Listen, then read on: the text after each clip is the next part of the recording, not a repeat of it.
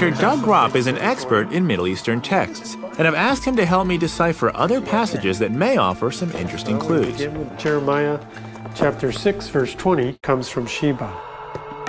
Doug tells me that the spice the queen brought to King Solomon was frankincense, an aromatic resin that was one of the most prized goods of the ancient world, more precious than even silver or gold.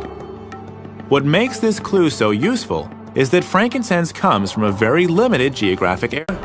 And on the other side of the Red Sea and the Horn of Africa. And that's it?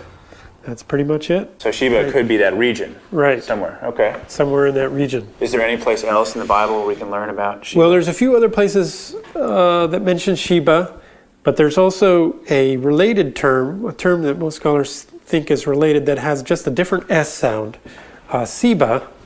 And Doug explains that Sheba sometimes appears with a slightly different spelling and pronunciation. He shows me a passage from the Old Testament book of Isaiah that speaks of a land called Seba, and more importantly gives a pretty precise clue about where it may have been.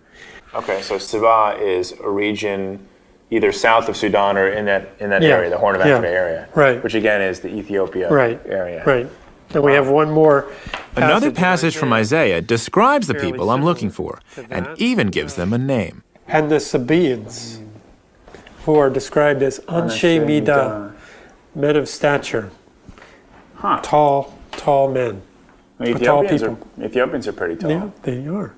I have a picture here of Solomon and Sheba's meeting. Doug tells me that the Ethiopian story of the Queen of Sheba is one of the most elaborate, and that it plays an important role in the country's history.